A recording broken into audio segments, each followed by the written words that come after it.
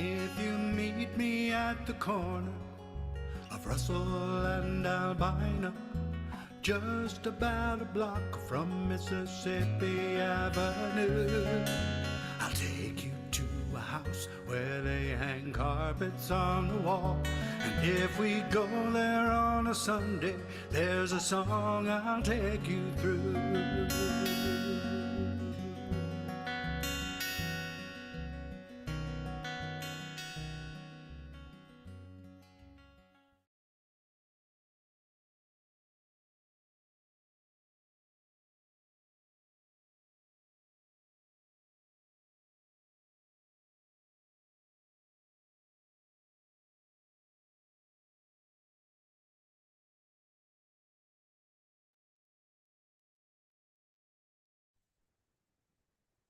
Welcome to Open Mic America. I'm Daphne Ramil, your MC, and our interviewer is Jason Baker, who is also a performer here, and Laura Bordowitz is our engineer today. And the founder of this wonderful show and the creator and builder of Dandy Hybrid Guitars, which you'll hear about later, is watching us from the comfort of his own home. Our mission is to support your local open mics where you can go in person to see songwriters performing their original music. And tonight, thanks to technology, we get to travel all around the country and see those same performers in their own living rooms without gimmicks or frills. This is the DNA of American music, a tapestry of story and song that's been weaving us together for generations. And now let's introduce all our performers. You can wave when I say your name, and you can find links to their online, whatever it is, on this YouTube video and on our website also. So we have Maurice Tanney from Berkeley, California, Tom Maynard from Thompson, Connecticut. We were supposed to have Hallie Hammer from Berkeley, but she had to leave the session due to technical difficulties, and she will be back. We just don't know. We will schedule her for a future performance. We have Joseph Isaacs from Columbia, Maryland. We have Tom Cooney from Pennsburg, Pennsylvania. Jim Pfeiffenberger from Seward, Alaska. Teeyum Smith from Chapel Hill, North Carolina, and Ric Page from Haverhill, Massachusetts. So that is all the people that we have tonight. And fun fact, we've got 9 states represented. Our engineer Laura noticed this, and I thought it was worthy of mentioning. Okay, so let's start with our first performer, who is Maurice Tanney from Berkeley, California. Maurice, you can take it away.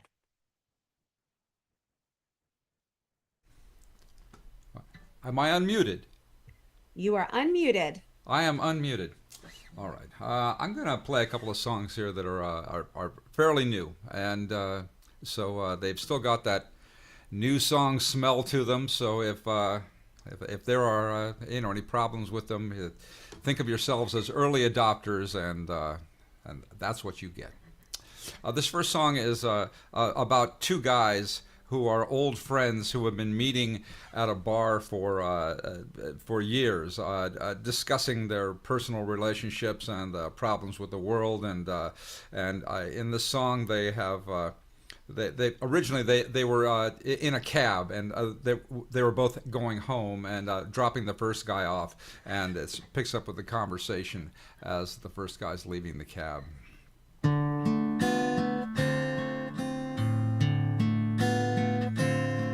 That was really quite a night we've had this evening.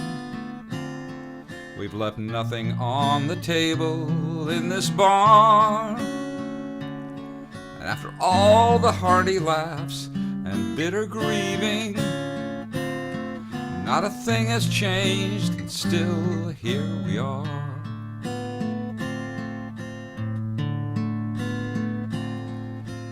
All the years we've had these weekly meetings, these heavy conversations make me think. Seems like life hands us a lesson with each beating. Have we wised up or just had too many drinks? And I wonder, is this the weight of wisdom or just too many drinks? There are lessons to be learned, but we haven't learned a thing from experience or bourbon therapy. We've both been married men, but we're bachelors again, and love remains a mystery.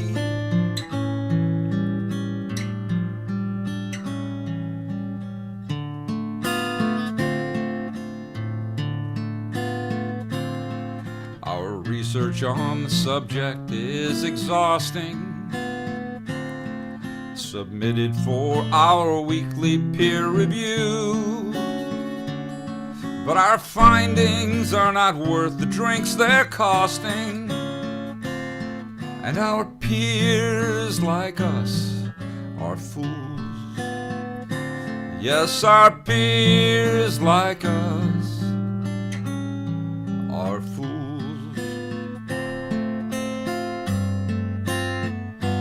There are lessons to be learned, but we haven't learned a thing from experience or bourbon therapy. We've both been married men, but we're bachelors again, and love remains a mystery.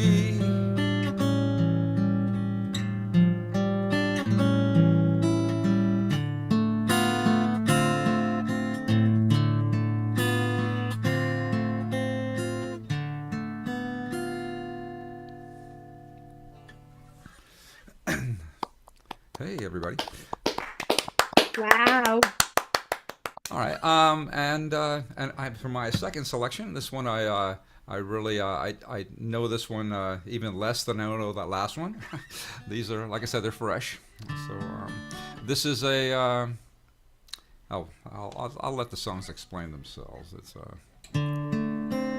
I seem to have developed a fascination with D minor lately, so this one as well, for you fans out there keeping score, this is in D minor.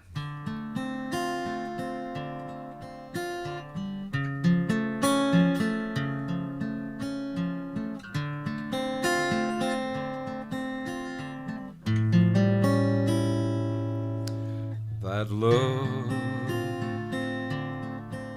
made to see, she doesn't wear her pain on her sleeve. The hurt that she feels, she conceals, locked away deep within her dark heart.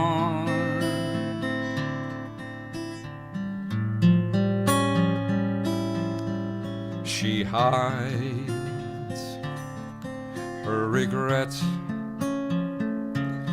the things that she wishes to forget.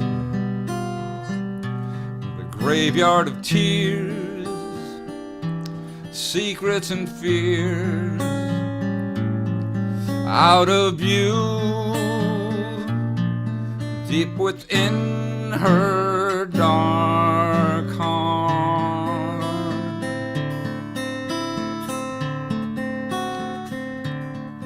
We can manage the damage, we can dance in the wreckage, wash away the blood in the rain. We can walk across the coals, we can purify our souls and find profound in the profane. She goes all alone, she faces down her demons on their own. The world never sees the suffering that she's locked away deep within her dark heart, locked away deep within her dark heart.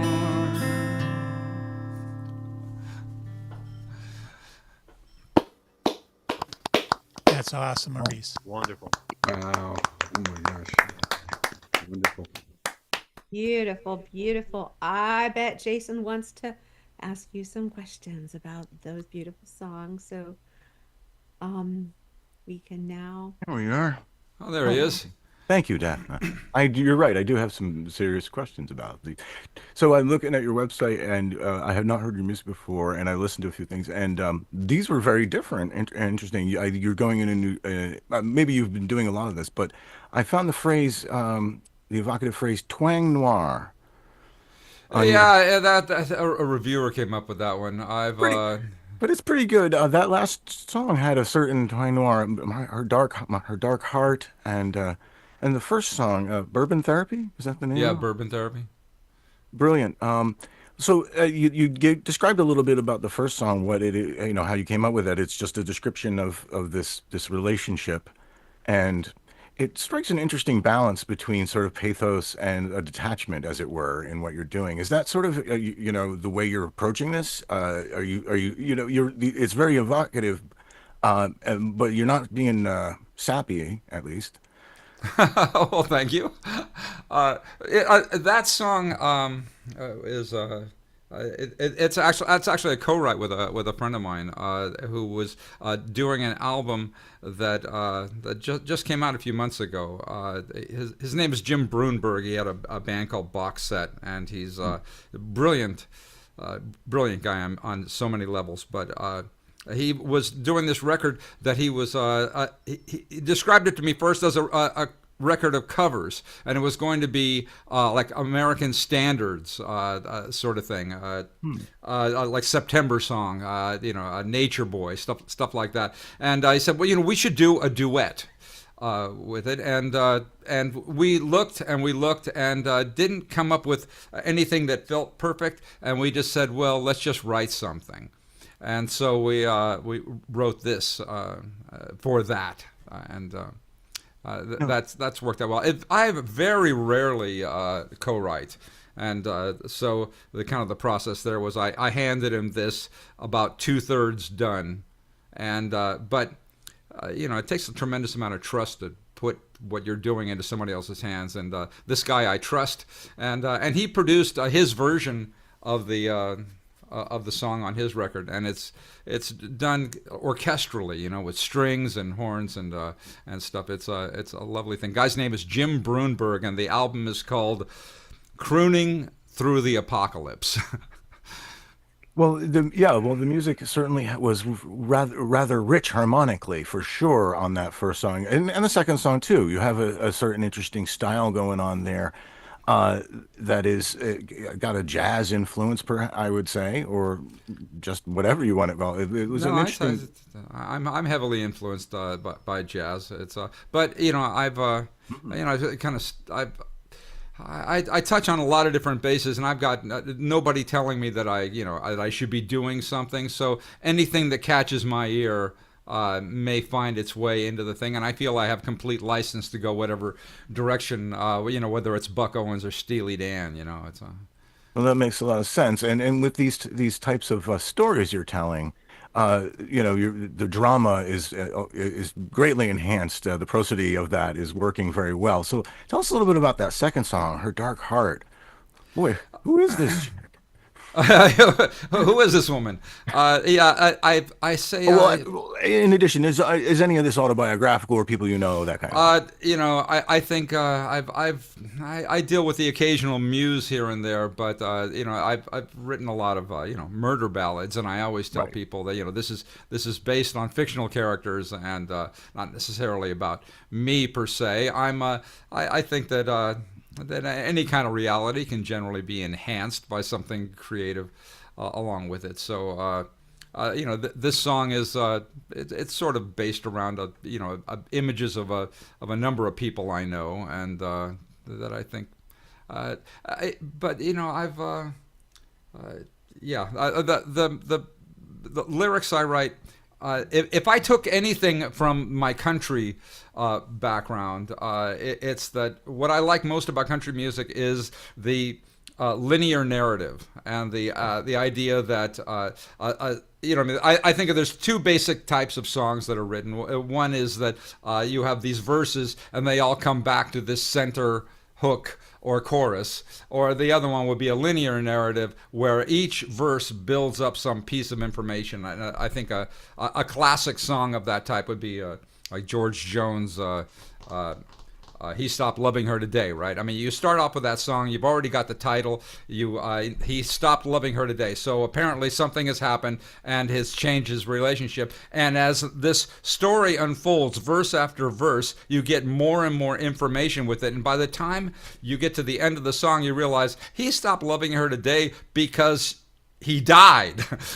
He's dead. That's why, but that is held quite a ways for you to learn about these people, and I find that type of storytelling more compelling. So that's all I'm trying to do. I'm trying to entertain myself more than anything else, and this is just stuff that interests me.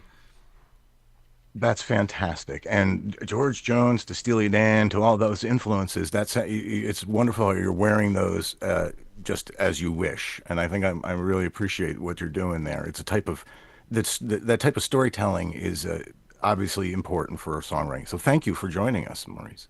Yeah, it's my pleasure. Thank you for sharing those songs. Right.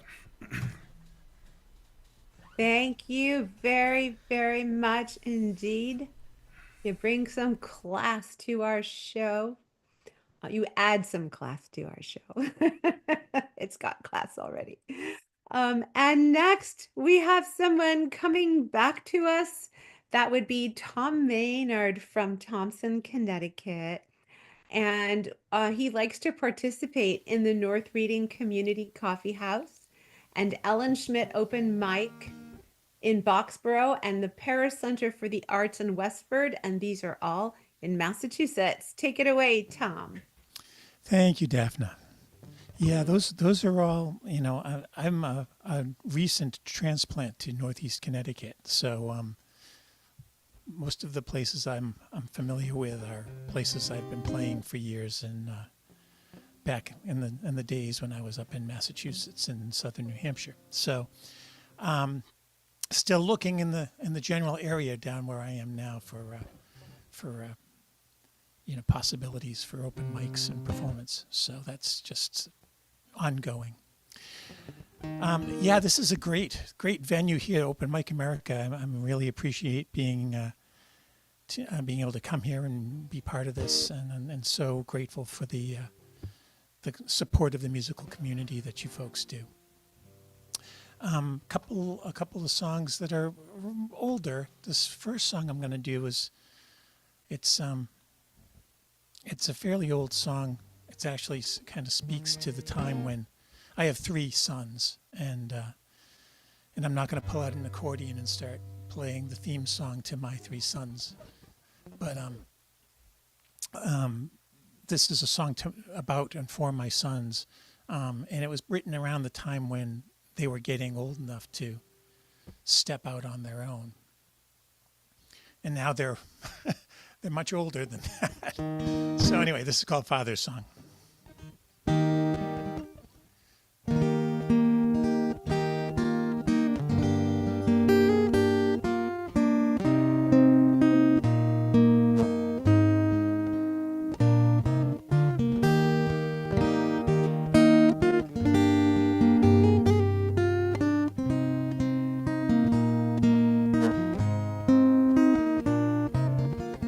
It was your birthday, and you were just 1 minute old.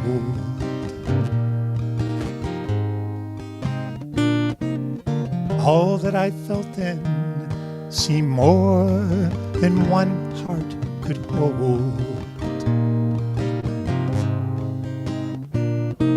I looked in your crystal blue eyes, There I saw the infinite skies, to the source of all love.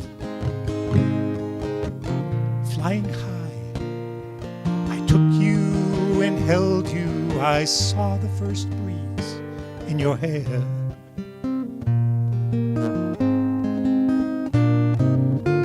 I breathed deep and smelled you, touched you through your scent on the air.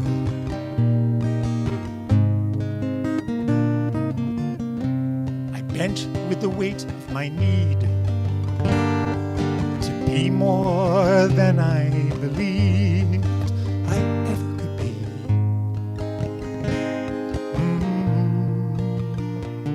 It was then that I knew beyond doubt the universe had changed forever, and with it so did I.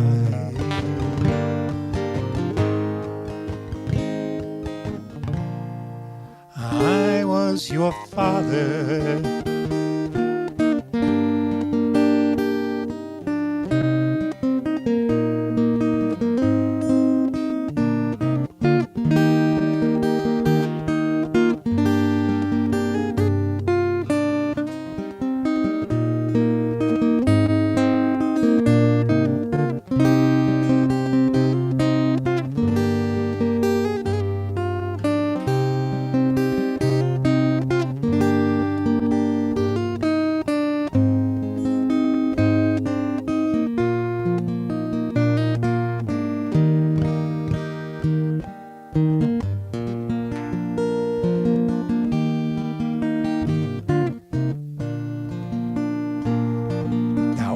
Watch you standing as you're looking out of the door.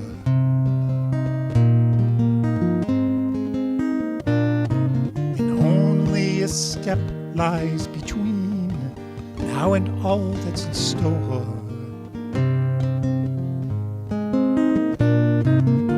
You have been yearning to fly up in the infinite sky, where all things are waiting.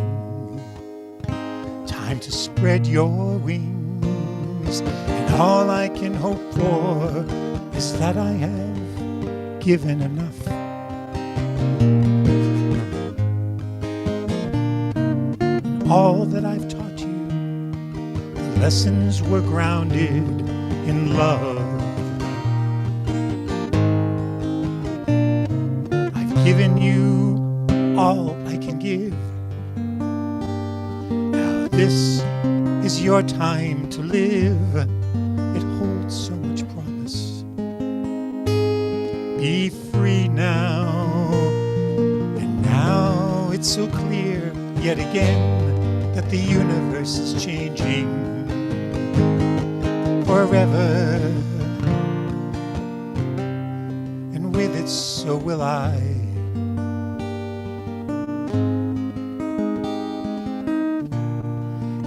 I'm still your father.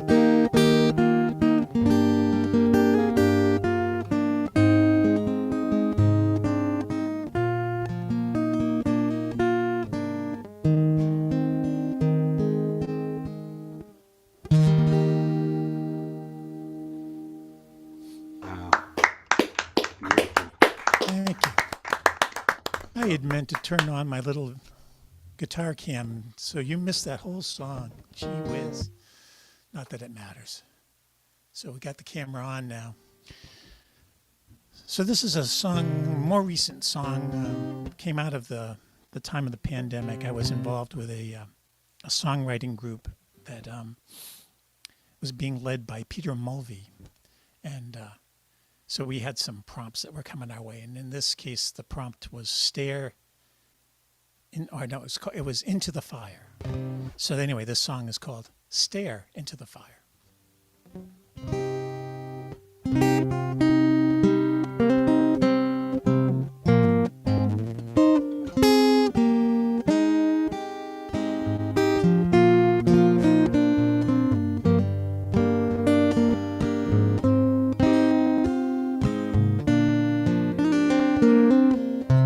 long ago I lay asleep. In dreams I wandered caverns deep. My steps slow took me far below. Against my will, through black shadow, I could sense, as in dreams we do, that I would find when journeys through something I tried so long denied. In dread I pushed far down inside, behind a door in a cavern wall. There it burned, consuming all. Thinking rage, hot furies call. How could I stare into that fire? The door on hinges turning. I burn then without burning. My fear transforms to yearning. Late last night I woke to dark. What dream was left was just a spark, so delicate a hint of doubt. Just a thought could snuff it out.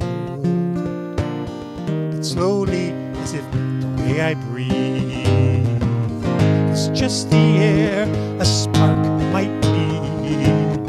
From red to white, its glow grew bright, a dream rekindled into light. I hear a tune I think I knew.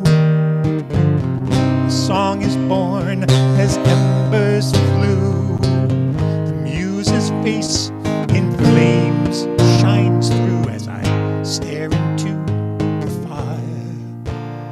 As I stare into the fire.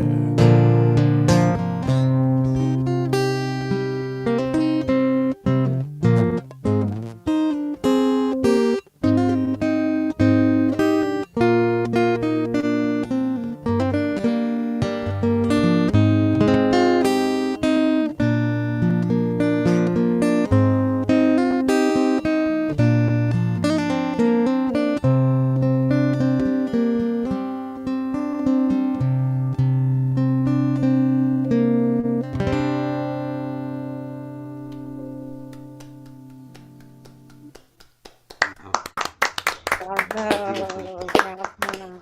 Thank you. Thank you, Tom. And now we're going to hand you over to Jason. Well, hello, Tom. Pleasure to hear you and see you again. Thank You've you. been on when I've been on before, and it's really great. So, speaking of cool, stories, tell us a little bit about that last song and the muse and everything. What's going on?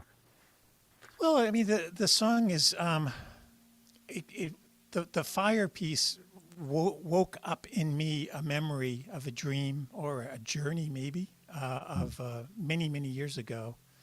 I was working through some serious anger issues, and so in this dream I was,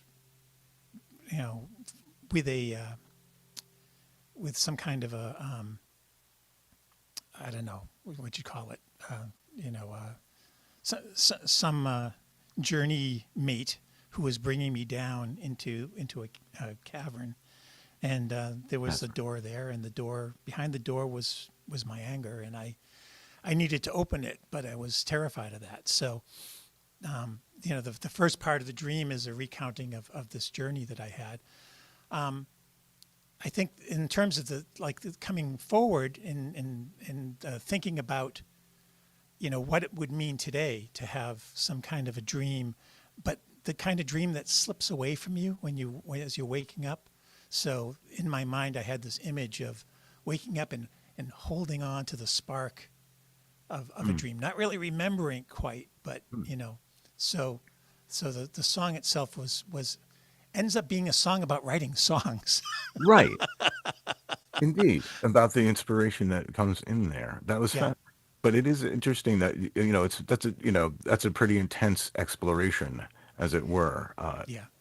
And And interesting with the camera, you mentioned that you had forgotten in the first piece, and that brings me to an interesting thing. When I was looking at your, I did a little bit of research on all y'all, and I was looking at sound. Let's talk about sound healing, Ah, and and the other element I want to talk about is instrumentals. You've released plenty of instrumental music. I have, yes.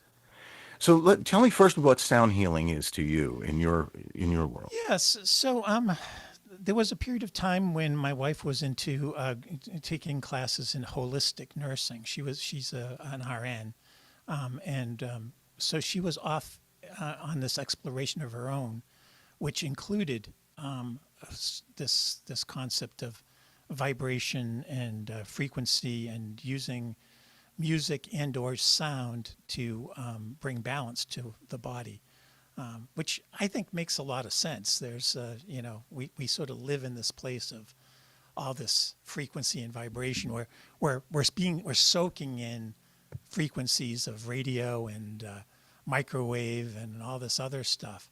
And it seems to me like there's a really that finding ways to sort of balance out all that stuff makes sense. And so I've led people in sound healing circles where basically a person lies down in the center and a group goes around them, and one person is lying down at a time, and then the group sounds, and they do it sort of improvisationally. And the person in the center asks for some kind of a healing intention, and we all hold that as we're doing the sounding. Your body will soak in the frequencies that it needs, and because there are places of imbalance. So we come away from something like that, I think, more in balance and more in a position for our body's natural tendency or healing nature to take over. So that's kind of a short explanation of it. It sounds like a pretty intense experience and positive and a very positive one for people, somatically speaking. So let's actually. So you also released instrumentals. I assume some of those are, and in some ways, perhaps some of those are meant to be used in this way. But I guess the question I have is, especially with a track like the first song we heard, and you were disappointed we didn't get to see all that fancy work because it was a lot of work. I could hear it that you were doing in there. A lot of great chops happening. So you're really quite good at composing instrumental melodies and things like that. How do you know when something's going to be an instrumental and when you really like, I got to put words to this? Is there any, or do they all start that way, or do some things start as words and you have to, go the other way? It's a great question, and it's a complicated question, but the simple answer is that anything that I've written as an instrumental is fodder for later coming to it with lyric. But generally, what's happening is that when I am writing a song, the music and lyrics are kind of coming together at the same time. There's something about the way the lyric is written that is, well, I mean, obviously rhythm and meter and all that stuff has to be applied to the music. So I'm not necessarily listening to a melody and then saying what lyric fits to this. I tend to start with the lyric first, although there are a handful of songs I've written where they all come together. Like I'm hearing the music as I'm writing the words. So, the instrumental stuff actually came out of being in circle with people and then improvisationally creating melodies, mostly at the beginning of a circle in order to sort of set a tone. And so, I will remember what I've done and I'll come back out and I'll build it into, a complete arrangement. So. Well, thank you very much, Tom. It's fascinating to hear about how you do your work and beautiful results as well. Thank you Thank so you, much Jason. for being with us. Thank you so much, and for that fascinating interview also. And now we are going to move to Columbia, Maryland to hear from Joseph Isaacs. Joseph, tell us a little bit about your open mic before you start. It's all Sure. yours. Yeah, it's actually not exactly an open mic. It's actually a music showcase that's online, and I think there's a record number of people at this one who have played it, including Tom Maynard and Tom Cooney, and including the interviewer Jason Baker. So yeah, that's great to see everybody. It's really a nice treat, and Ric Page. And everyone here tonight's been phenomenal, and I know you've got some more treats in store for you. So I'm excited to hear everybody. Should I go ahead and dig in? All right.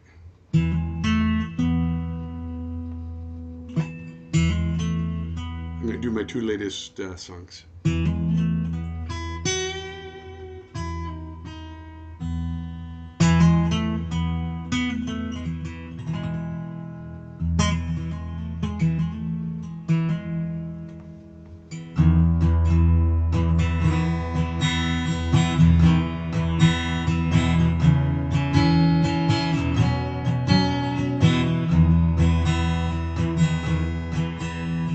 Like a flightless bird, I have these wings, but I can't seem to kiss the sky.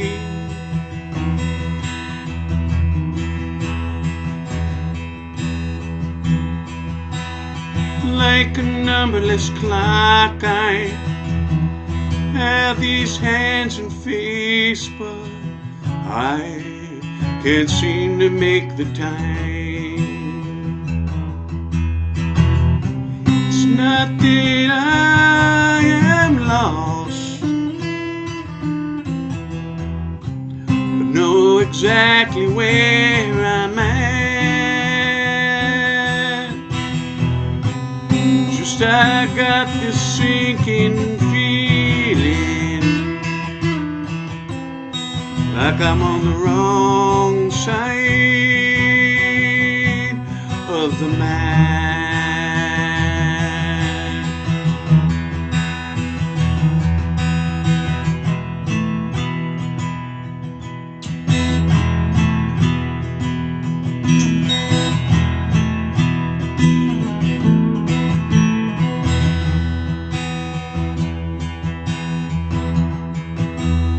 Driving down the Beltway, I seem to be having trouble trying to stay within my lane.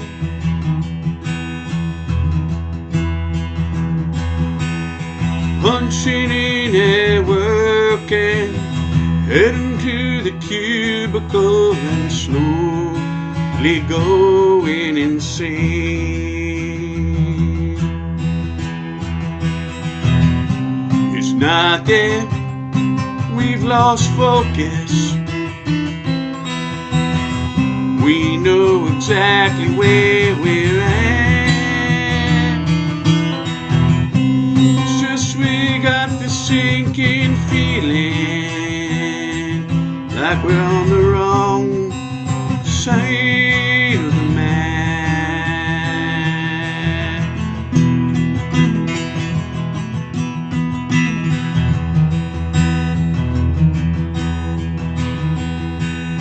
So I grabbed my guitar and I head down to my local open mic.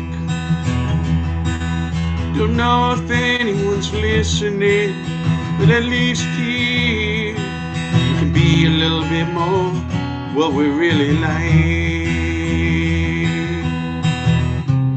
Not that we're unhappy, glad to see each other, in fact. Just we got the sinking feeling like we're on the wrong side of the map.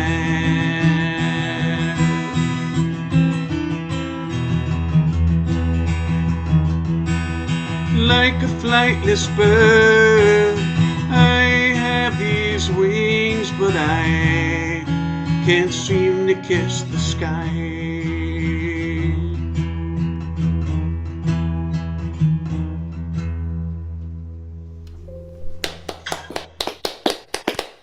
Awesome, Joe. Thank you so much.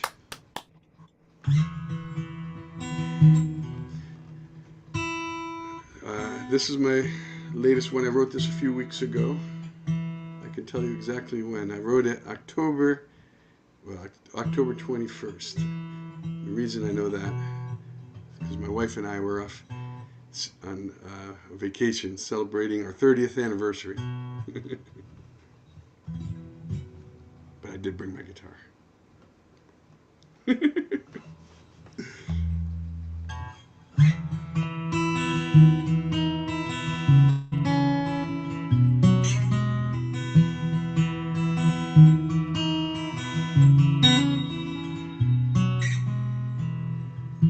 So I'm walking down this hallway in this place I do not know. I don't know how the hell I got here, why all these doors are closed. But there's a crack in the window, and I swear I feel a breeze.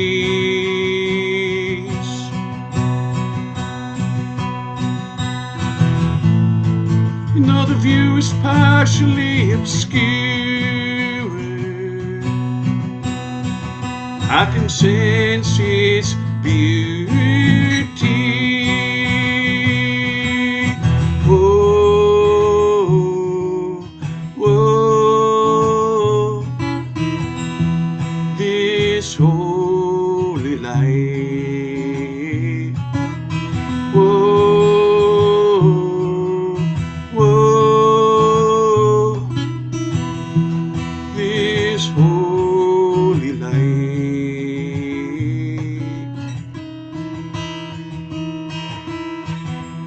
And as we walk down this street, runs way too close to the ledge. Earth crumbles neath our heavy footfalls, but there's beauty from this edge. Though we steer into a ravine, dangerous, dark, and steep, at its center cuts a river, ancient, mysterious, and deep. Whoa, whoa, this holy light. Whoa, whoa, this holy light. As I think about the future, wonder what remains of my days. I wonder what good I can leave behind. What trail can I blaze? I wanna say words that are brave and kind and true, but mostly what I wanna leave behind is a world where you can be more like you. Whoa, whoa, this holy light. Whoa, whoa, this holy light. Whoa.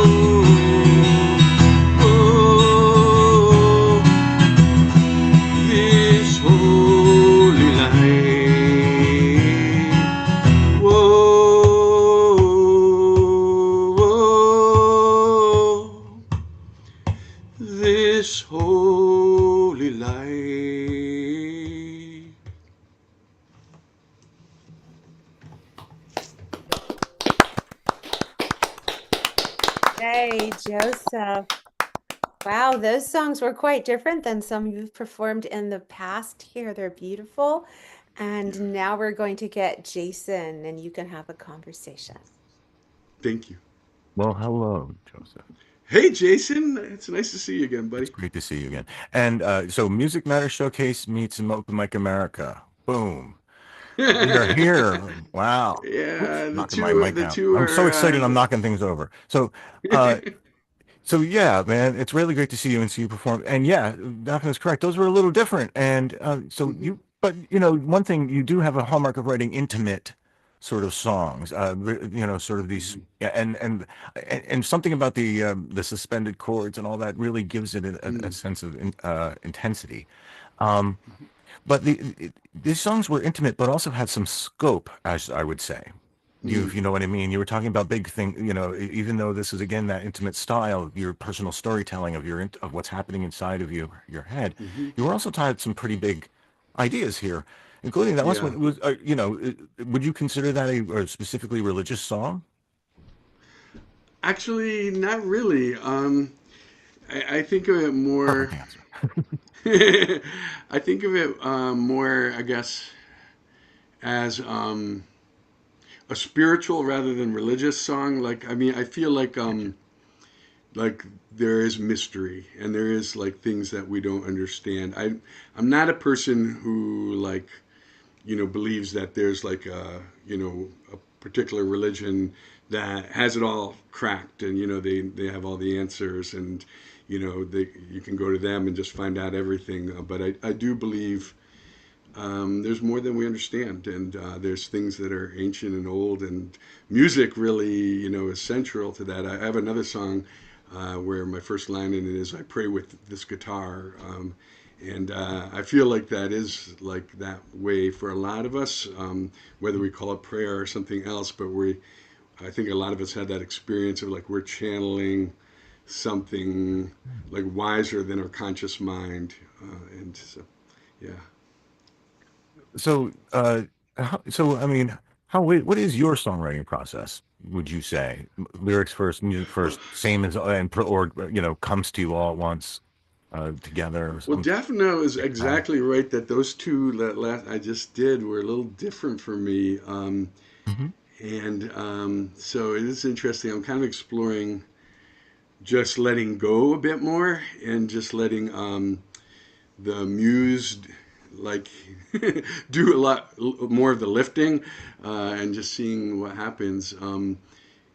I kind of like, I have I kind of like those paintings and poems that are just like a little bit beyond what our like conscious mind might be able to like comprehend, but like they're not BS, like there's truth to them and they resonate, but I don't know that I can always exactly put my finger on it and say, oh, this is exactly what Leonard Cohen meant by hallelujah, or this is exactly what Sylvia Plath meant when she was talking about mining in the heart or whatever.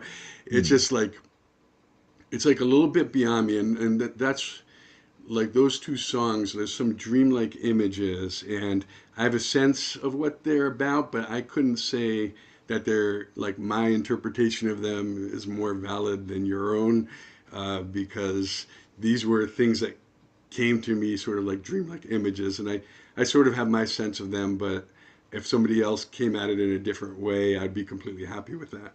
So you're perfectly happy with the mystery of that poetry, if you will. Exactly, exactly. I think that yeah. I'm I having mean, that's a fun with nice. it. It's a nice, as they say, road ho, as it were. um, Yeah. So let's talk a minute about Music Matter Showcase, because I just want to Sure. highlight to folks. Obviously, you pointed out some folks, let some folks here know about this and what you do. Yeah. But you're really a great supporter of other people by doing a similar thing to what Open Mic America does, Mm-hmm. doing a curated showcase and Mm-hmm. showcasing folks on a fairly regular basis, a couple of times a month. Yeah. What led you to want to do that? It's a lot of work. Yeah. So I did a showcase in person before the pandemic called the Music Matter Showcase, and I did that for like 20 years. Hmm. Um, And then, so it kind of was natural just to continue the Music Matters showcase on Zoom. And I started up before I heard of Open Mic America and all that. So, but like we stumbled on the similar, not a completely dissimilar format really. And it's not work. I just love it. I mean, I'm just connected with so many wonderful people that yeah, they say if you love what you do, you don't work a day in your life. Like that's how I feel about it. It's just pure joy, and I don't have to bring out a PA, and I don't have to deal with venue owners. So it's all the good stuff without any of the negative stuff, really. Oh, so you were already doing this for a long time. So this was already just a thing that you felt was important to be a communal action, as it were, that you were already involved in. Yeah, I mean, I feel like really blessed, honestly, to have met all these wonderful people like yourself and like the people playing here tonight. I mean, it's just, I would never have met you all, hadn't been for this. So I'm just like really grateful. And I just feel like I've gotten so much out of it. And I know other people appreciate it too. And as you know, that people appreciate Open Mic America, I certainly do.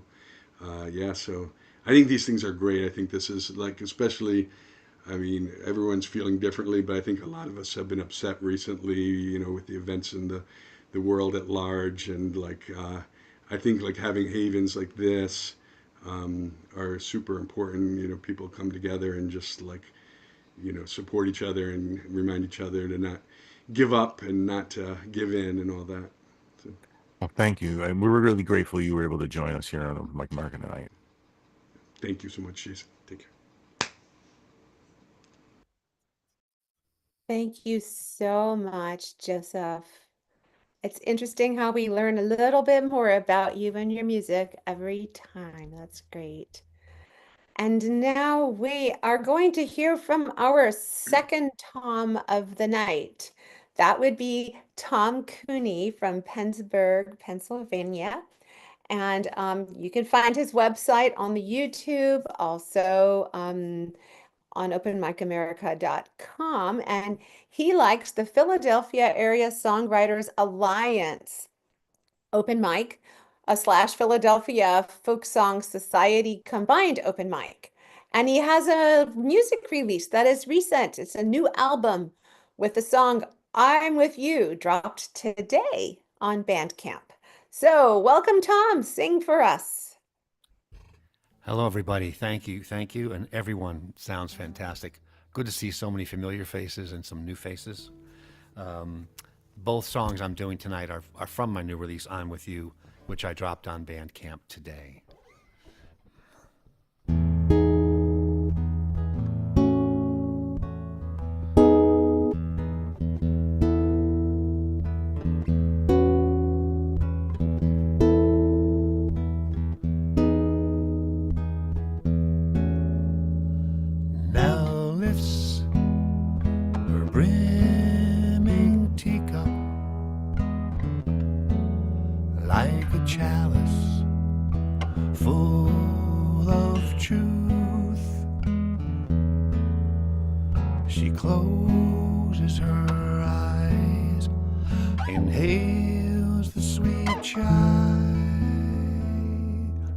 Sips from her fountain of youth.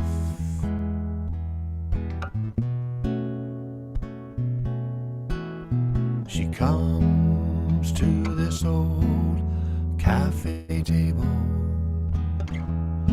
to slow the decades racing by,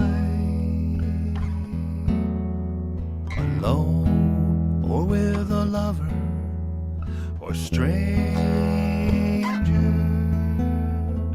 a melancholy smile or a tear in her eye.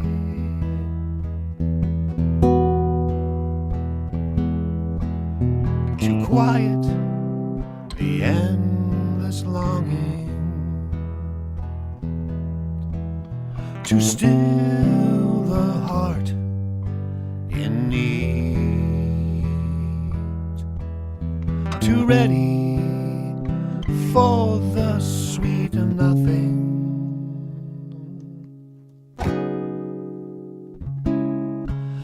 it flow like a crystal dream.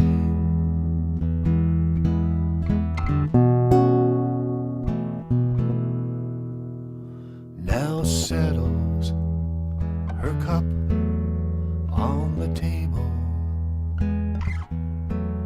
like a fragile piece of glass. Then she tips it so gently over. The tea rolls off the table at last. And she smiles like it's the first time. And she smiles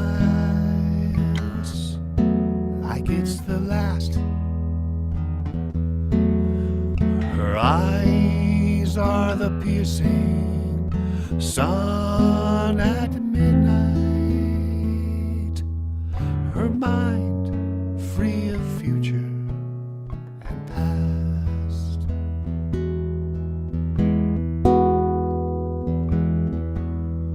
So quiet, the endless longing. So still, the heart in need. She revels in the sweet nothing.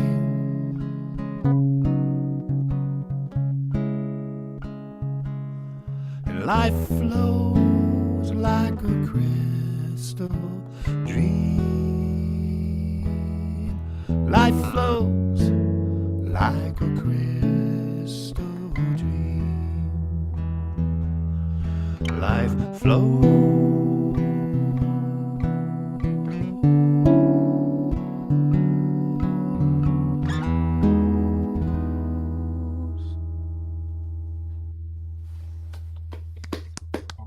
Wow. Ah, sweet. Beautiful. Thank you kindly. That was called Nell and the Teacup, about a character who goes to a tiny cafe to meditate and clear her mind, to find the wonder of everything and nothing all at the same time. That's Nell, one of my favorite characters. We all get to like some of the characters we write about. This next tune is the title cut from the album, and it's called I'm With You.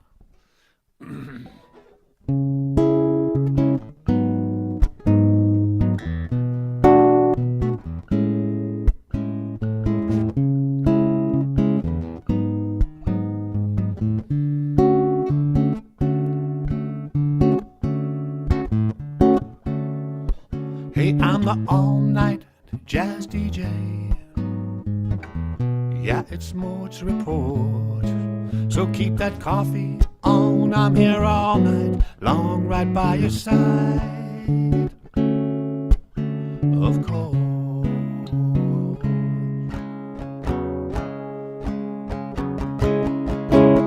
That last track from the way back, the quintet 1945. They're bopping down that groove. What's old is new. Ain't this the night to be alive?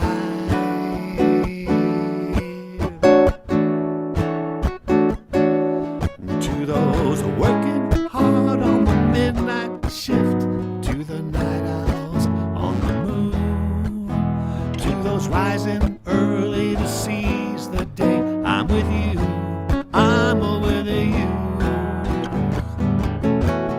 To the mothers up soothing the babies, to the fathers on the red-eye too, to the old and the young, remember we are one, and I'm with you. I'm with you all night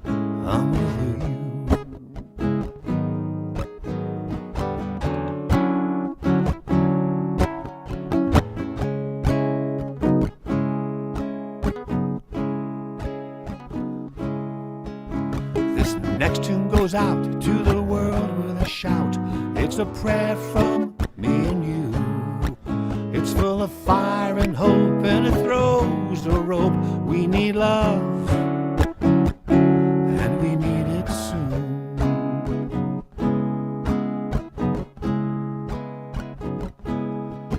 As we leave the night, it's all right. It's an honor spinning songs for you. In these midnight hours, we find our power to love and make the world anew.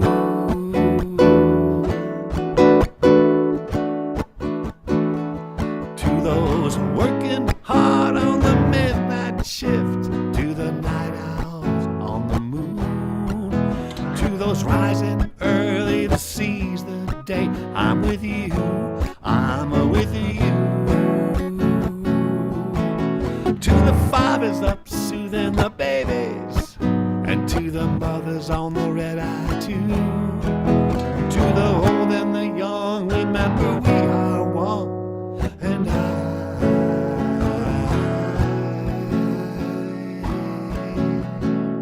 I'm with you, I'm with you all night, I'm with you, I'm with you, I'm with you.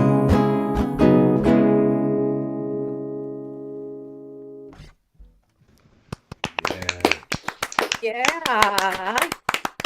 Thank you. Yeah. Congratulations on the drop. Thank you. Yeah, Excited. and here Jason is popping in to talk to you. Pop, here I am.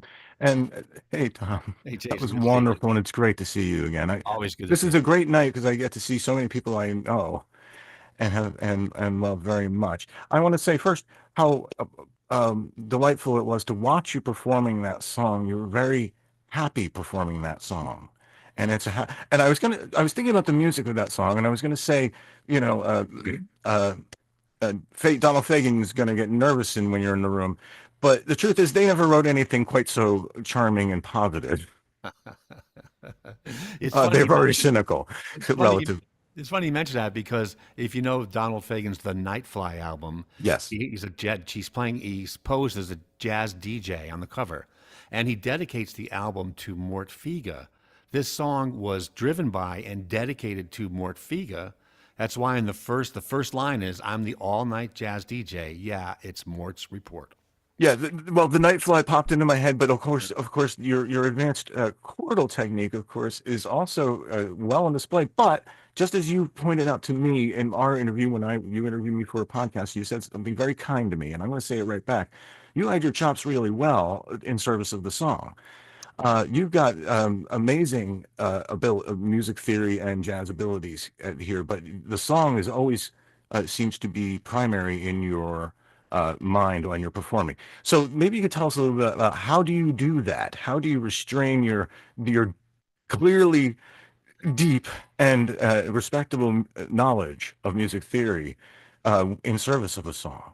Well, thank you. I think part of it, Jason, probably comes from my general way I approach songwriting.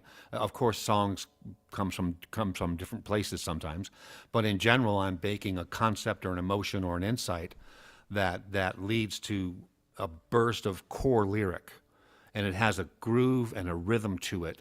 And I know whether that's a contemporary folk song or a contemporary jazz tune. And for the contemporary jazz tunes, I find the key, but I make sure that I'm always modulating, adding new colors, new chords, going out of key, coming back to key, and like you said, in service of the song, in service of the melody. And some of the, I mean, it seems like you're pulling some stuff from different jazz traditions, bossa nova, a little bit here and a little bit that, and a little bit of standard there. What is how did you learn all this stuff? When was this from, like young childhood? You were into jazz, or was it? Did you like rock and roll? What was your first record, man? It started. Well, I like everyone my age. We grew up listening to AM radio, with all the top 10 hits around one after the other. And then heavily into album rock after that. When I was in 8th grade, my oldest brother came back from his freshman year at St. Michael's up in Winooski. Oh. And he had learned guitar, and he taught me some chords, and that was it. It was all downhill from there. But I was a folkie and a playing the folk songs and the singer-songwriter stuff. When I got to college, I studied jazz guitar because I'd been listening to jazz, and then the two kind of merged. Right. So, the Great American Songbook is such a rich tradition of depth and emotion and real human communication. It's a lot like country. The communication's really pure. That's completely. I'm interested. It's interesting to note that. So somebody up here, where I'm from in Vermont, it was. Yeah, well, there we go. I'm glad to know we're influencing people towards.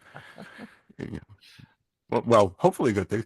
So you just dropped this album today, and it was funny because I didn't know about this because your website's not updated yet, buddy. It's not. So tell her. Is it really just on Bandcamp for now?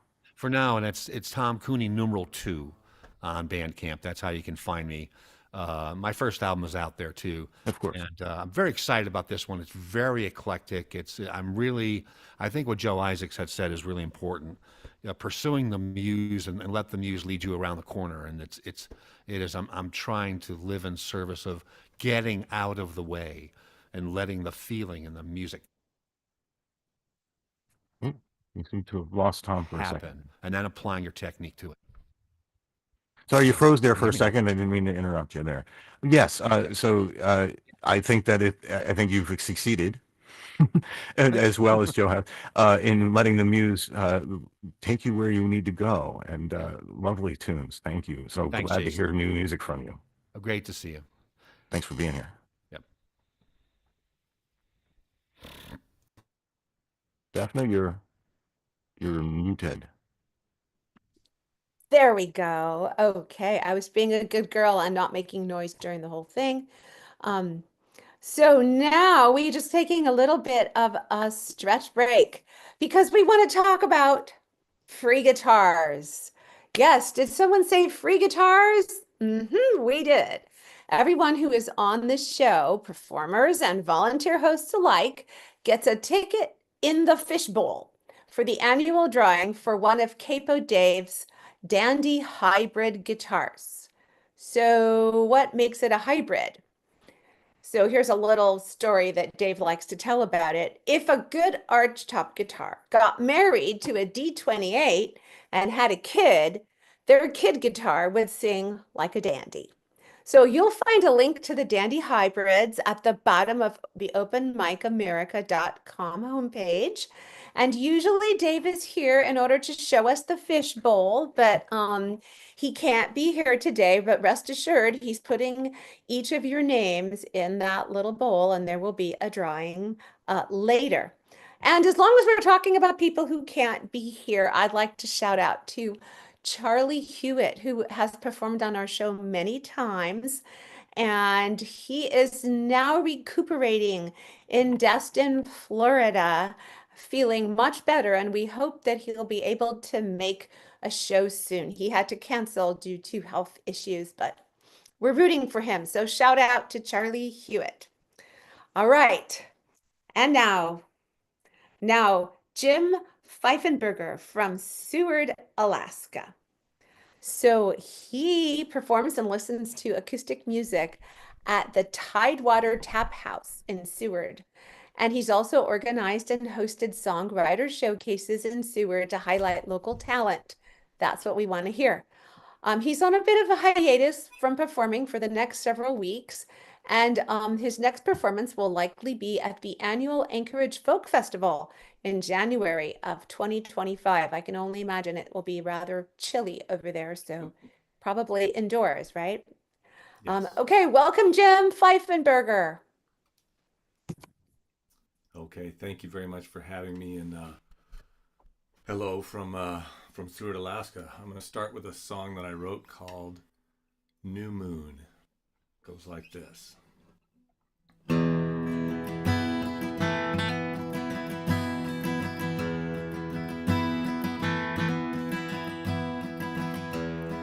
You trusted me, that much is clear.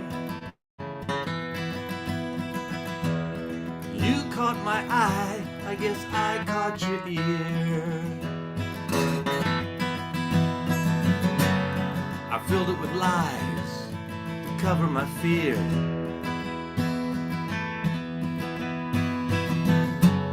But that's over now, a new moon is here. You took my hand, but I let yours go. You knocked on the doors I had so carefully closed. I never answered, left you waiting outside.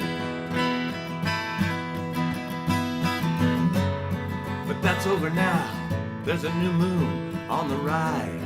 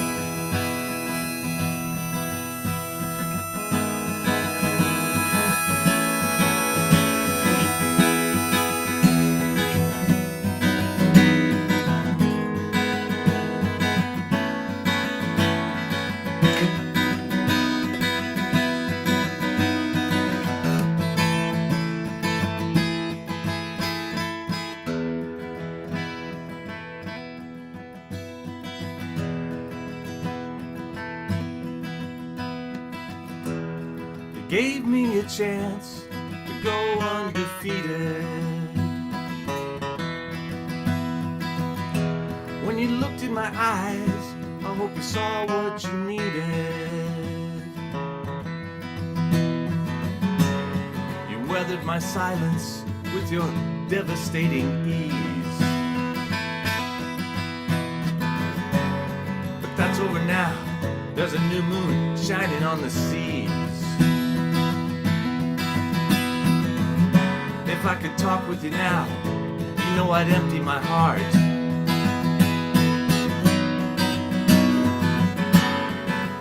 But it's too late now, there's a new moon shining in the stars. Yes, it's too late now, 'cause you're with the stars. I guess it doesn't matter, 'cause you're with the stars. I'm trying to pretend it doesn't matter.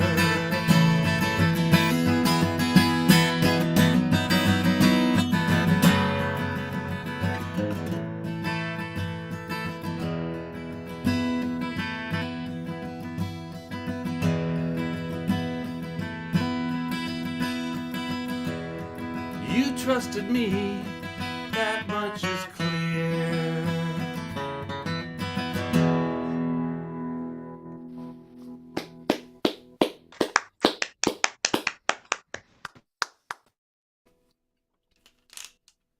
All right, let me get this device from around my neck, and I'll play you one more song. This one's one of my latest tunes. I just wrote it, maybe a month ago.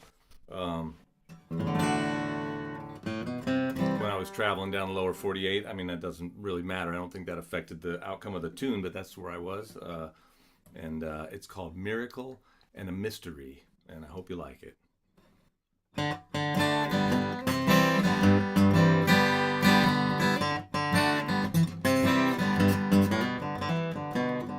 Woke up this morning thinking about all the people I know and how most every one of them made my life better. Showed me kindness, maybe listened, and I hope that maybe I'd done the same for them. Brought a little sunshine, been a friend, and now I just want to wish them all the very best of days.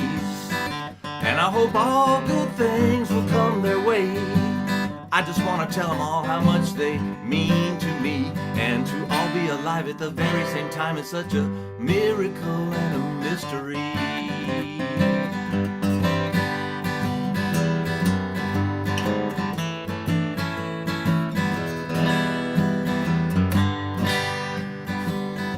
Woke up this morning thinking about that time I was feeling low. You didn't even know, but you picked up the phone and said, "What's up, my friend? It's been a while since I said hello." And I remember how that made me feel alright. Brought me out of the clouds and back into the light. And now I just want to wish you the very best of days. And I hope all good things will come your way. I just want to tell you how much you mean to me. And to both be alive at the very same time is such a miracle and a mystery.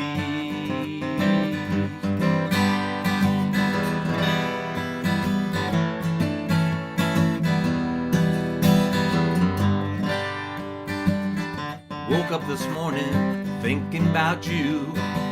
How lost I'd be if you'd never come to me. Everyone needs a guiding light, steady and true. You showed me how to do the best I could do, and I hope maybe I did a little bit of that for you. I just want to wish you the very best of days. And I hope all good things will come your way. I just want to tell you how much you mean to me. And to both be alive at the very same time is such a miracle and a mystery.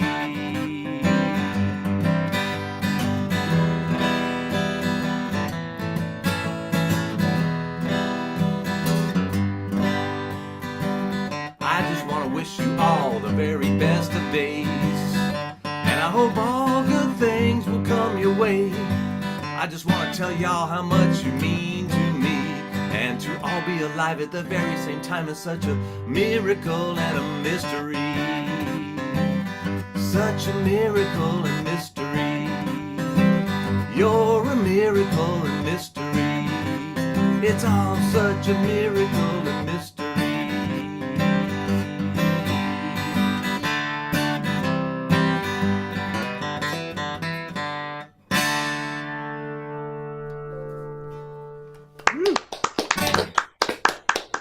Yeah. Awesome. Yeah. Thank you, Jim. Thank you so much. And Jason, we invite you to talk to Jim a little bit. Well, thank you, and I'm glad to talk to Jim. Jim, that was fun. It was a lot of fun. That particular song was a lot of fun, and very catchy, of course.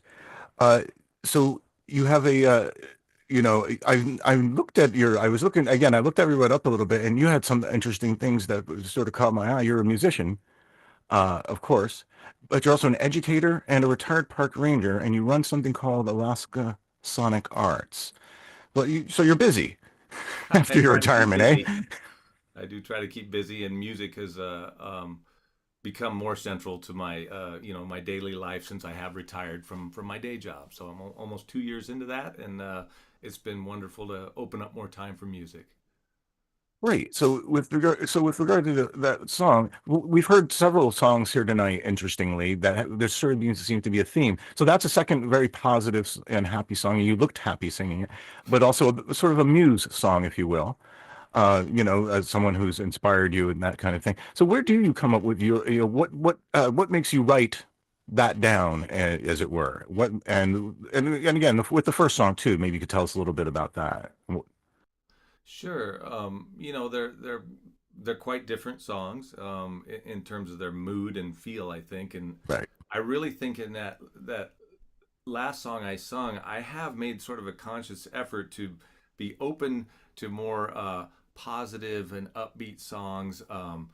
I've always found it easy to write the heartbreak or the sad or the songs that have some maybe cynical outlook, and I don't really want to be just that one dimensional, because I do find a lot of gratitude and joy in my life, and so I'm trying consciously to find ways to express that through music as well.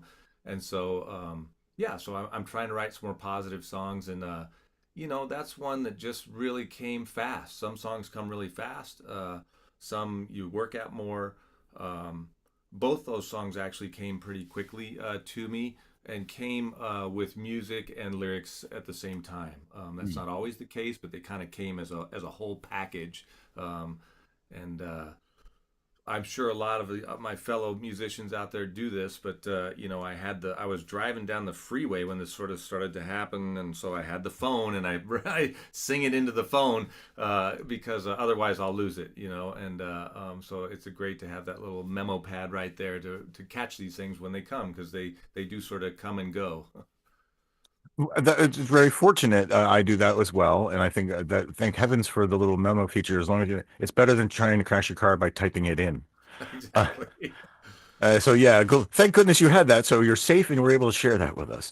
And so the first song you said it was quite different. So what was the inspiration for that one? If you can tell us a little lyrically, I would, or however it came out. Well, yeah, it's I think you asked somebody earlier if their songs are autobiographical, and I don't think that first song necessarily I would call that, but I think all songs that we write as songwriters come from somewhere in our experience. I mean, we have to start with what we know or what we've experienced, and whether we turn that into fact or fiction is the question in the end, I guess. And so it's sort of an imagined situation of relationship that that someone is reflecting on, I think. And maybe rather than a song full of gratitude like the last one, it might be a song with some regret expressed in it, a song about regret a little bit. And a lot of my songs are about relationships between people, and I mean, I suppose most of the best songs are, and so yeah, that one comes from thinking about a long-term relationship where there may be some regret, and trying to maybe serve as a little warning not to let things go too far to where there is more regret. I don't know. Somebody earlier said too, they don't really know exactly what their song is about. I mean, I don't always know either. The words come and they kind of fit in a way that you think sounds good. And if I could describe it by talking to you, it wouldn't be a song. Like, it has to be in the song that way. So that's just what it is, I think. So you're right. So you have your picture in it, but the listener's going to have their own. But you're painting. You've given them some kind of coloration and something to think about. I certainly hope so. I mean, if it's solely about my experience, and my experience is so unique that no one can relate to it, it's not going to make a good song. And I don't think my experience is all that unique. I think we're looking for those things where we can connect. So Right, of course. Well, it would be pretty difficult, I think, to write a song that nobody could connect to, but you would have to work very hard at that. So one last thing, I noticed you also are involved in something called restorative sound therapy, which sounds similar to what Tom was sound healing, and what Tom was. Did you relate to what he was talking about when I asked him about sound healing? yeah, Does it it was sound? interesting. It was very interesting to hear him describe it, because some of the things he's doing are a little different than what I do. But I was exposed to sound baths or sound immersion events through another instrument I play called the hand pan. I don't know Oh if yeah. you've seen them. They look like a little UFO that you sit in your lap and you play with your hand. And so I was at a gathering of people who were exchanging, handpan information, and sort of I suppose a festival you might call it, for a few days. And somebody did a sound bath, and it just blew my mind. I mean, I absolutely loved it. I felt like this is something I've been looking for in my life, and I want more of it in my life. So as I started to gather instruments and kind of administer my own personal sound baths, I got to a point where I wanted to then do them for some friends. And then I thought, this community really needs this. And so I do sound baths in the community here in Seward and elsewhere in Alaska, and I find a tremendous hunger and response for them. They're almost always sort of filled up or sold out, or however we're doing the event, and people just really seem to need that kind of thing in their life, whether that's because of current events or whether it's just something that's part of human nature. It's really gratifying. I love doing it, and It's not very musical. I don't really play. It's not melodic, I would say. I don't play much melody. So that's why I love songwriting, because I can get that other thing out, which is to share melodies and lyrics. The sound baths are really a pretty separate thing from the songwriting pursuit. Interesting. And folks aren't seeing this, but Tom's nodding in astute agreement. Yes, he agrees with all of this. So anyway, thank you very much, Jim, for joining us and for sharing your songs and telling us about your, how things are about your music education up there. It's wonderful that you're able to do that. That's really sort of like a dream come true for some of us. We would love to be doing what you're doing. Well, a huge thanks to you guys for having me, and thanks for letting me share some songs with you tonight. Thank you. Yes, thank you, Jim, all the way up there in Alaska. And we only have 2 more people on our show today. Time flies when we're having fun. Next up is Teeyum Smith from Chapel Hill, North Carolina. And he likes to play at the Yonder Bar in Hillsborough, North Carolina, and at the monthly Songwriters Circle, and I like this name, Doodad Farm in Greensboro, North Carolina. Okay, it's all you, Teeyum.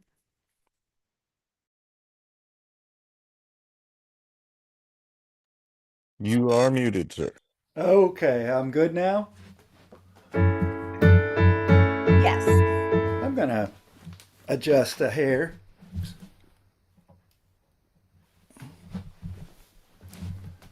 All right, I think that's a little better.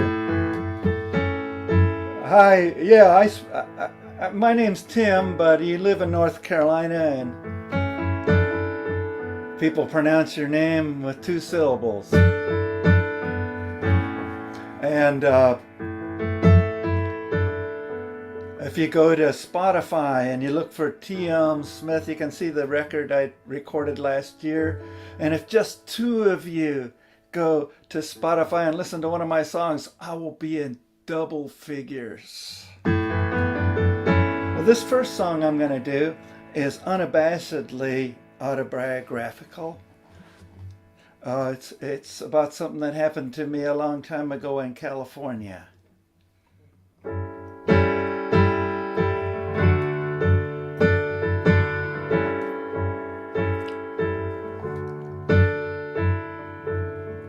October 17th, 1989.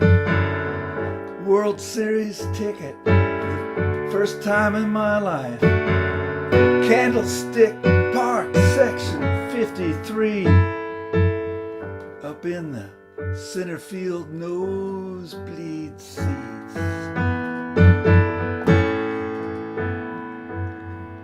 I head up there, sit right down, soaking up the fall classic sights and sounds. Wished for this for all of my life, all for years and years. Gotta pinch myself, I'm really here. I'm looking down at the Giants and the A's. The loudspeakers are teasing the A's Jose. I feel a rumble underneath my seat. Probably just a few people stomping their feet. For the next few seconds, a great big sway. When it stopped, I heard the hippie and the hard hat say, dude, make no mistake, that was one great big earthquake. Can't have a cuss word on here. But it wasn't the big one. It wasn't the big one. Yeah, we all heard that stuff. But if it wasn't the big one, it wasn't the big one. It was big enough.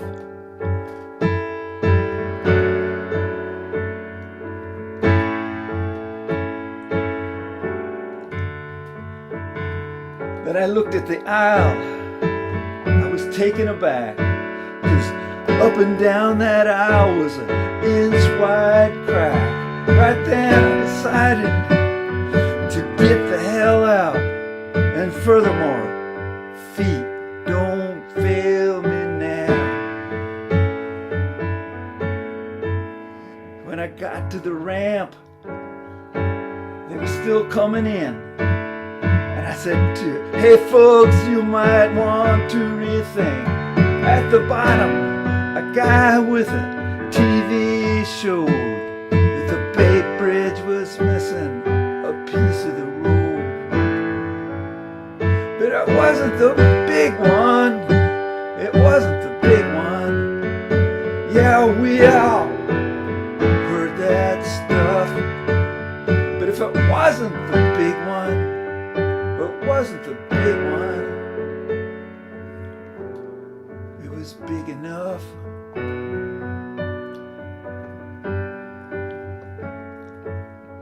"13 seconds, and that was all. But it hit the city like a wrecking ball. Power was out, phone lines down, sirens were blaring all over town. In the marina, whole blocks were on fire. There was a freeway in Oakland flattened with the cars under there. No trains were running. I hitched the ride that night.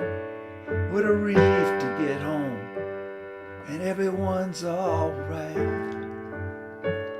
But it wasn't the big one. It wasn't the big one. We all heard that stuff. But if it wasn't the big one, it wasn't the big one. To me, it was big enough. It was big enough.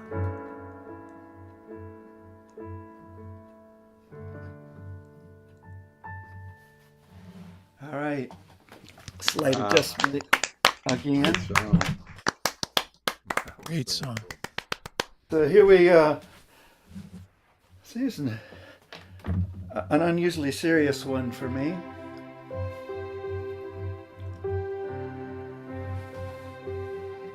You know, some of us are having a little problems, having big problems with the events of the day. So I think the solution here is we just got to rely on each other. With the banks overflowing on a river of rage, the newspaper anger on every page, and none of the grown-ups are acting their age. What would I do without you?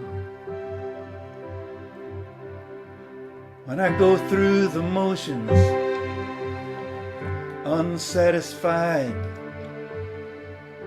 and a job is stealing my last shred of pride, and all of my passion is fading inside. What would I do without you? What would I do? What would I do? What would I do without you?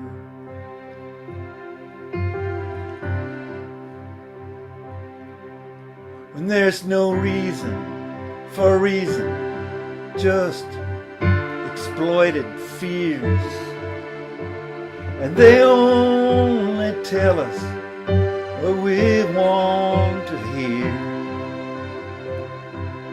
In an echo chamber that echoes so near, what would I do without you?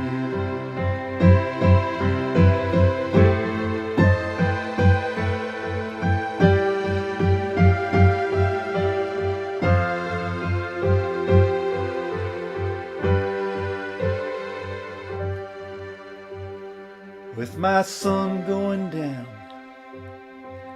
and my day almost through, and the paint store don't carry my shade of blue. Thank God for kindness I can turn to. What would I do without you? What would I do? What would I do? What would I do without you? What would I do without you?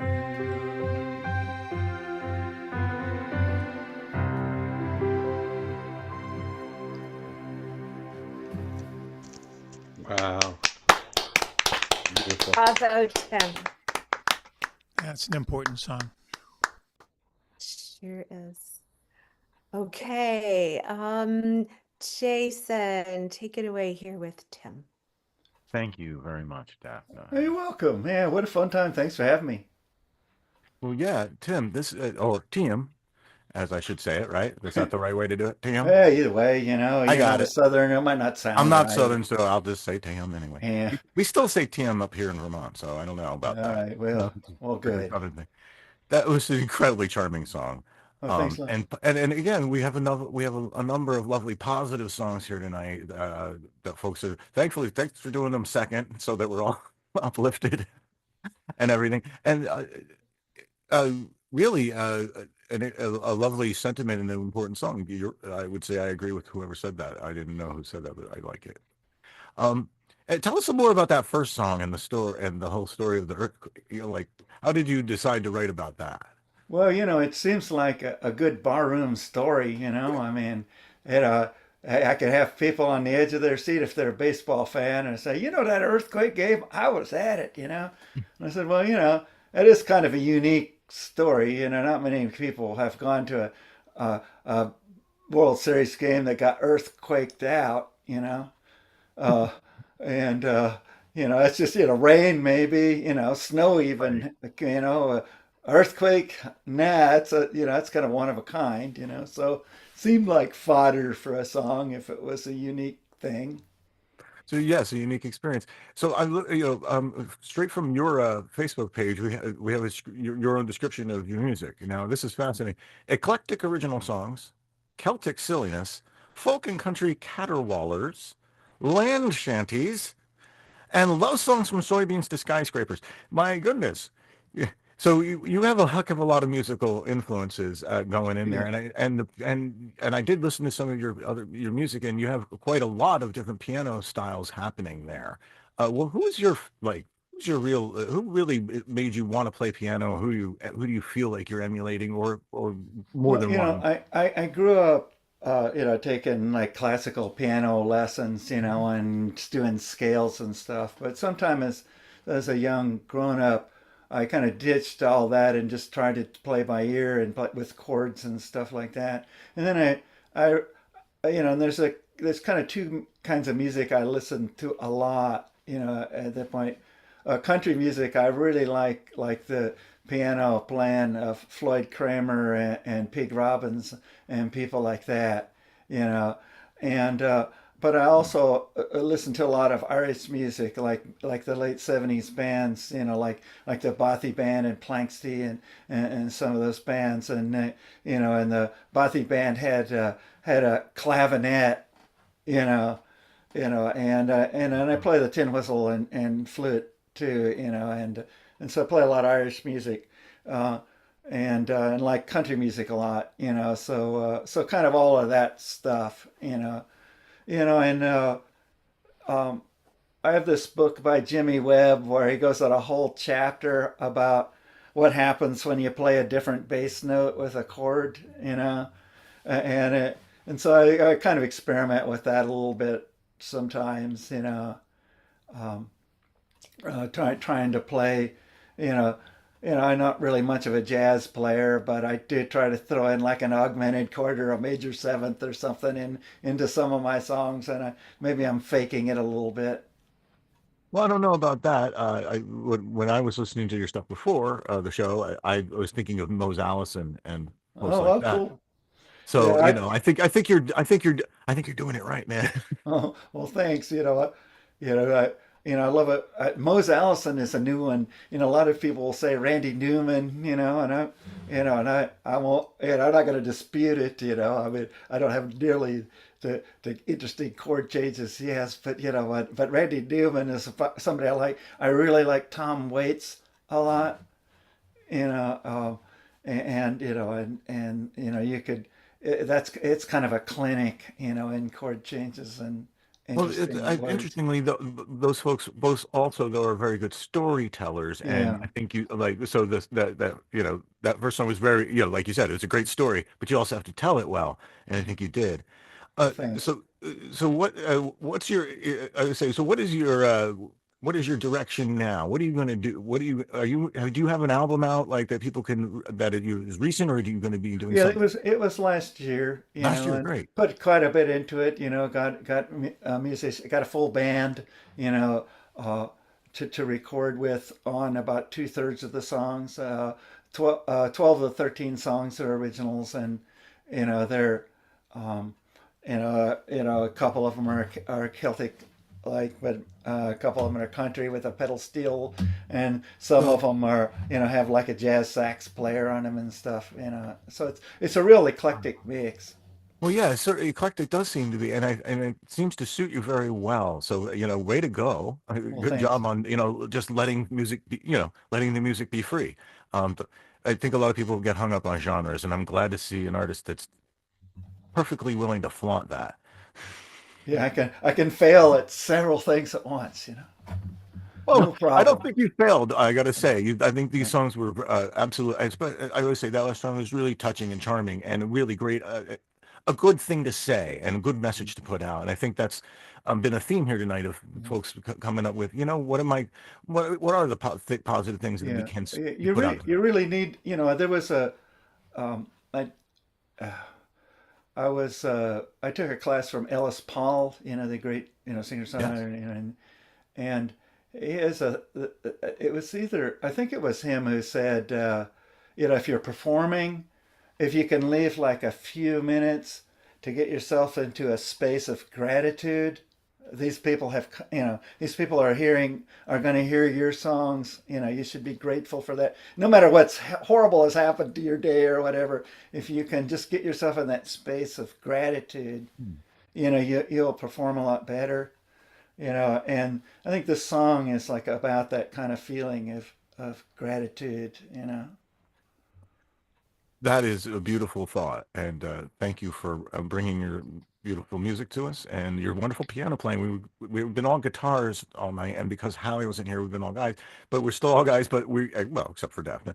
But thank you so much for joining us and Well, sharing thanks that for with us having and me. your I wonderful really piano playing. enjoyed this all 3 times I've done it. Thank you so much, TM. I'm calling you TM because I'm really tickled by that. Um, and that was just beautiful. And Thank you. now we've come to the end of our evening.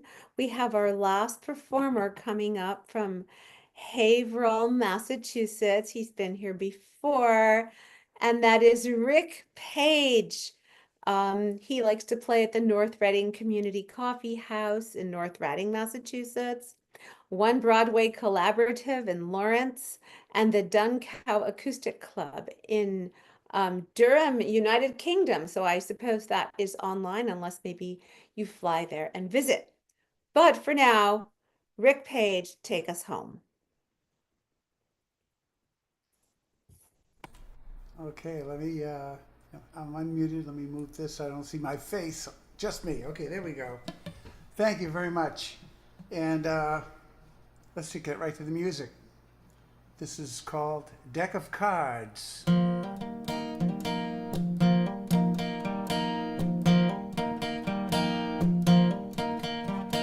Life's a deck of cards, playing what you got. Kings kings and queens, jokers and hearts, shuffling, cut, never know what's in store. All at the table, hoping to score, to score. Whoa. Life deals a hand like a deck of cards. Some get diamonds, some get scarred. Play your hand no matter the draw. Sometimes win, sometimes you fall, you fall. Whoa. Life's a deck of cards, playing what you got. Kings and queens, jokers and hearts, shuffle and cut, never know what's in store.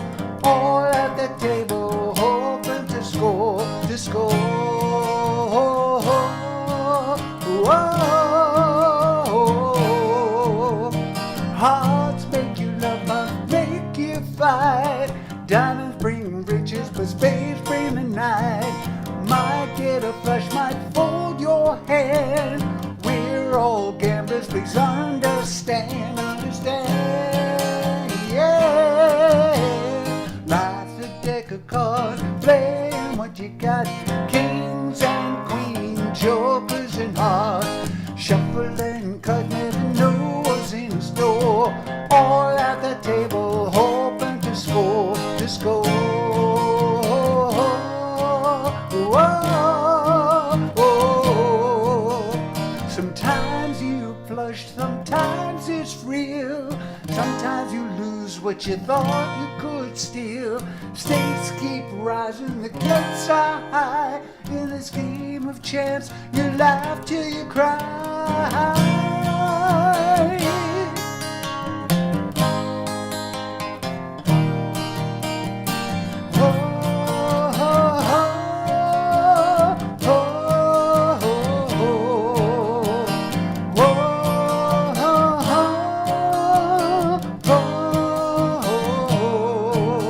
When the debt gets low and it's time to go, will you cash in your chips? Do you ever know?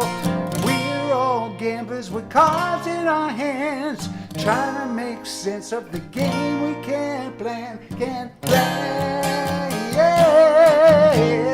Life's a deck of cards, playing what you got. Kings and queens, jokers and hearts, shuffle and cut, never know what's in store. All at the table, hoping to score. Life's a deck of cards, playing what you got. Kings and queens, jokers and hearts, shuffle and cut, never know what's in store. All at the table, hoping to score, to score.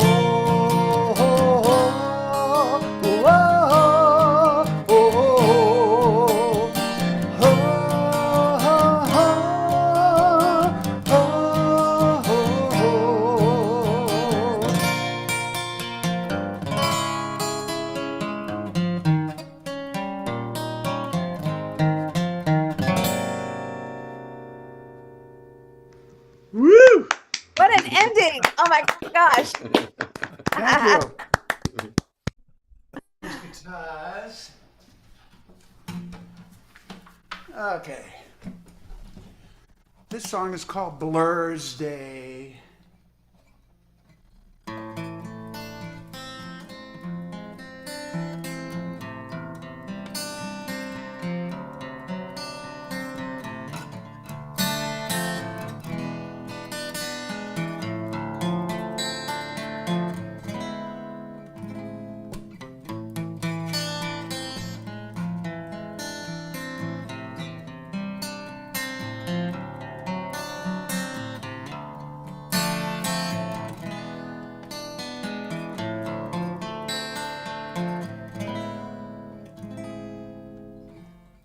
It's Blur's Day again. Social influencer with your traffic Twitter bumper sticker. Ooh. Gradual epiphany. Not every answer is worth knowing.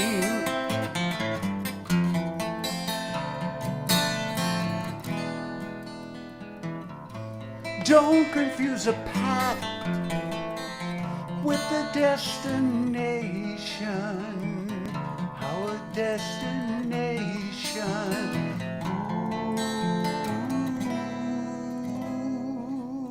It's Blair's Day again. Social influencer with your traffic Twitter bumper sticker. You can make me feel worse than I do. Hope, hate, heal, grow. Do something to do something, do something, do something.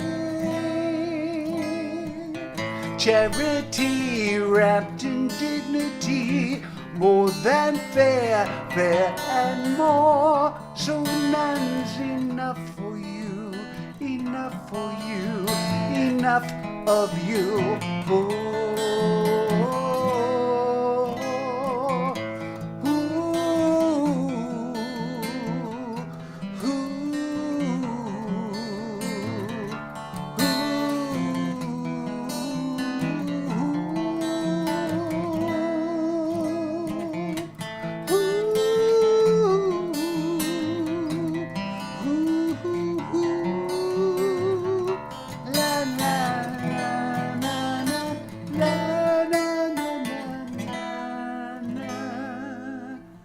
Cussing Christian dizzy queens on helium behind that plastic jail at CVS.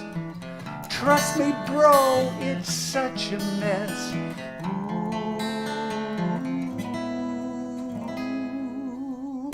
it's Blair's Day again.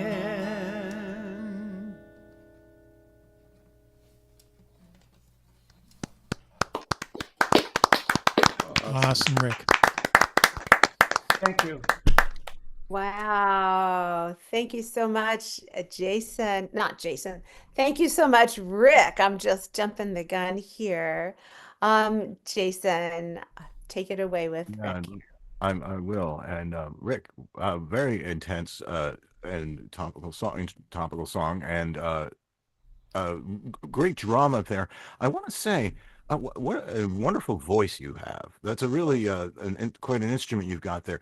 How long have you been singing? Where did you get your training in that regard? Because you're really putting the singer and singer-songwriter here. I've been singing basically all my life, but really I started taking it seriously when I was in the 3rd grade. I went to a private school, and of course, they taught us music, and I didn't know, what's this, And later on in life, it's like, I'm thankful for that. So I sang in a lot of choirs and things like that, learned a lot that I did not know that what I was learning, and I'm glad that I did. So I've been singing since then and just keep going. Well, the training clearly shows. I'll just say that, and you have an interesting harmonic sensibility to your songs. I was listening to some of your music as well as the other folks beforehand. You have a lot of very great production, by the way. You have a lot of full band tracks and things and stuff that I heard that were really wonderful. You seem to have a pop sensibility, I will call it, in the sense of I heard Beatles influence or XTC or that sort of British pop thing. But here tonight, definitely heard a very Americana sound. What is your real, influence there? I'm influenced by life and everything that goes along with it. Obviously, I'm always going to have the roots show what I grew up with, but something has to strike me as inspiring me. For instance, these 2 songs I did tonight are my newest ones, and the first one is quite different from the second one. Yes. And actually, the first one was a friend of mine who's been following me since the pandemic and all the online life. She suggested or gave me a prompt, and I always hate it when someone gives me some work to do. I'd rather do it my own terms, and it's like, yeah, okay, I'll think about it. But within one day, the words came, And then I said, now I got to write the music. And then I wrote the music. So that one came quick. The second one kind of grew over time. The music came first, and then just life in general. I mean, it's pretty dystopic and like a Groundhog Day, because it keeps going around, and how it's driven by social media. So all those elements are in it, and it's kind of reflective on what half of us are feeling these days. I'll leave it at that. And like all music, it's open to interpretation, but it seems to reflect that sentiment. Well, yes, it did very well reflect that sentiment and feeling. And in fact, I'm interesting that you mentioned a movie, because I was going to use the word cinematic. And I think your melodies and your constructions there are in the first song too, are kind of a bit like a little, like I had a little video in my head of it, where as it were. So it seems to be working in that regard. So uh, yeah, so I was your online presence seems to be mainly on SoundCloud. Is that correct, or would people find your music elsewhere? Um, all platforms, but SoundCloud has a lot of sort of, I'm going to call it unreleased, that's not on, like Spotify or Apple Music or whatever. That's sort of my I'm not going to say it's a petri dish, but my idea is that it's like I got to get it somewhere, So it's like a home recording. It's not a professional type thing, and so it's sort of, whenever you write something, you want it down, and then you want to digest it, and it's like that works, that doesn't work, and so forth and so on, and that's what Spotify is with a lot of that stuff. But I'm on Bandcamp. I got a couple of CDs out on Bandcamp and everywhere else and whatnot. Okay. And so, yeah, so with regard to the petri dish and trying things out and seeing them, how, I'm going to try to figure out, formulate this question here real quick. Uh, how do you how do you decide what not? How do you decide? This way. Many songwriters are in love with their own, the latest thing, right? Hmm. How do you know for sure? I mean, sometimes you just know, people say, but sometimes you don't. You think something's great, and then later you realize it needs work. How do you know what is it that makes you say, I've really got something here and I think it's done? That's a good question. So I'll need to go back in time for the way I used to do things. That's fine. I used to, when I worked full time, because I'm retired now, yay. I used to take 2 weeks off and go in the studio for 2 weeks and just write and put all the parts down and everything, and never really play them. So I got to a point where, gee, I've never played these. I don't know if I can play these. And so I decided that I'm going to write something and play it right away. So to answer your question is, I'll have something that's new, and of course, like, most parents are always proud of their latest baby, and all their kids, they love all their kids, but they're all different. But when I try something new, I'll play a live stream, and then I'll critique it after, when I'm not playing, and I can put my mindset like I'm in the audience and listen to it and say, is it working the way it works in my head? And what's strong, what's working, what's not, so forth. Some things are fine, and I just keep going, and other things, I need to tweak that a little further. And there's still things I've written like in the 80s and I'm still working on, so nothing's ever done. That would be an interesting album of all things that started in the 80s that I finally finished, or something like that. That's a good idea. Why not? Make sure, you finally I wrap probably those have, up and be like, and put and produce it like it's an 80s album. Why not? I mean, that's a good idea. That's a good idea. hey, Give you hey credit man, for when that. you've got all that stuff, you've got all that rich stuff sitting there, I can just smell it. I can smell it's gold, my friend. You're gonna need millions with it. No, millions of cents. On Spotify, you'll make a few cents.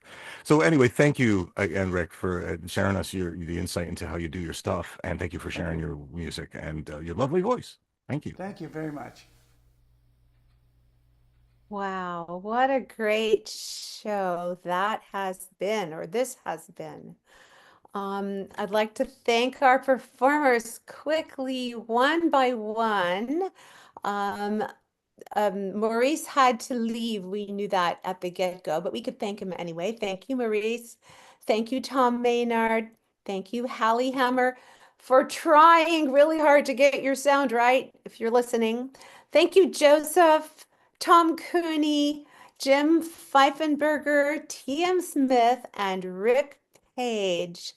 Also, thank you to our founder, Capo Dave Williams, who's always working tirelessly behind the scenes to make everything possible.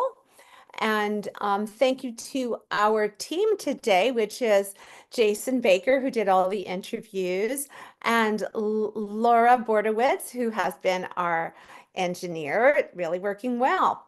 Check out our website, openmicamerica.com, for links to the music of all these performers and anyone who's ever performed on Open Mic America.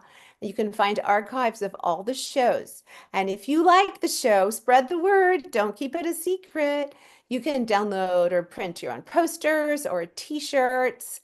And also check out your local virtual open mics and your in-person ones also. We have listed all the ones that our performers have ever mentioned from the very beginning of the show.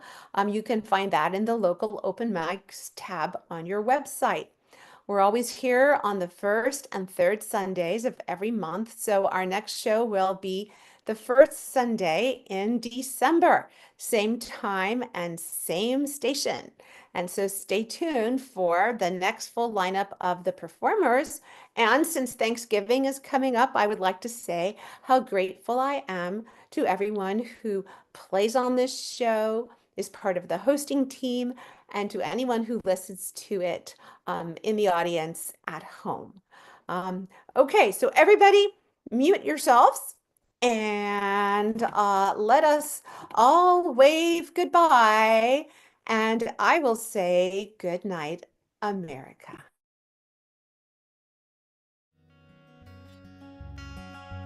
If you meet me at the corner of Russell and Albina, just about a block from Mississippi Avenue, I'll take you to a house where they hang carpets on the wall. And if we go there on a Sunday, there's a song I'll take you through.